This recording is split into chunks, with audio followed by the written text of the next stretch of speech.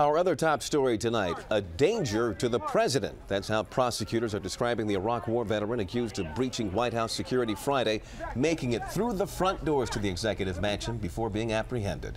New at 11 tonight, we're seeing new protection measures going into place around the White House. And it comes as we learn more now about the man at the center of the case, Omar Gonzalez. Robert Lyles live outside the White House with that and those noticeable changes there. Robert, tell us about it.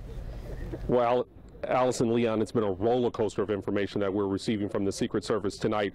First, we were barred from entering onto Pennsylvania Avenue and onto the sidewalk in front of the White House. Just minutes ago, we were once again kicked off that sidewalk. We cannot go beyond the curb here on Pennsylvania Avenue. Now, many of the lights have been dimmed, so bear with us as we describe what is happening here. 4-foot-tall black crowd barriers have been erected in front of the White House in just the past hour. Now, those black barriers are running the entire length of the north fence of the White House. It has created about an 8-foot gap from the sidewalk to the fence, presumably preventing anyone from taking any kind of action or leap over that fence. Now, all of this happens as Omar Gonzalez appeared before a federal judge today. Prosecutors describing him as someone obsessed with the White House and obsessed with the collection of guns and ammunitions. And as you just mentioned, they're calling him a danger to the president.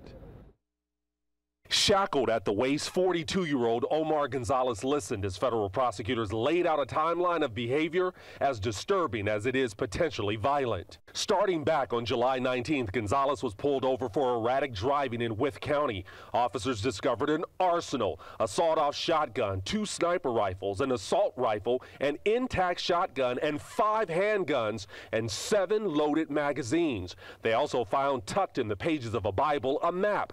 Circled are the White House and Alexandria's Masonic Temple, and the writing Easter Mun. Gonzalez bails out. 1 month later, August 25th, he's detained outside the south fence of the White House. During a search, officers find a hatchet tucked in his back waistband, but no arrest. Then Friday night, Gonzalez returns, leaping the Pennsylvania Avenue fence, subdued inside the White House. Officers find his car parked nearby, and inside the car, prosecutors say more than 800 rounds of ammunition, a hatchet, and machete. Our cameras went to the Iraq War vet's tiny Central Texas hometown. He's a good guy.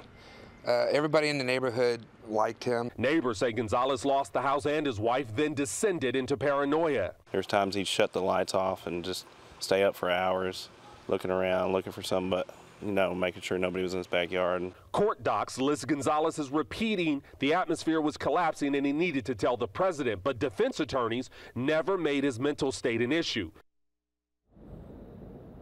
So with all the obvious changes to security on the north face of the White House tonight, the real question is, how was Gonzalez able to bond out with that arsenal of guns and weapons inside his SUV just a few months ago? Well, state police are now saying only one of the guns found in that SUV was illegal. That was the sawed-off shotgun. A grand jury was expected to hear that case next month. Gonzalez remains in custody tonight. His next court appearance is October 1st. That is the latest live outside the White House. I'm Robert Lyles, ABC 7 News. And Robert, as for how someone was able to get all the way into the White House, the Secret Service says that is, quote, unacceptable, and an investigation is underway. That will include reviews of the White House grounds, staffing, and how threats are assessed.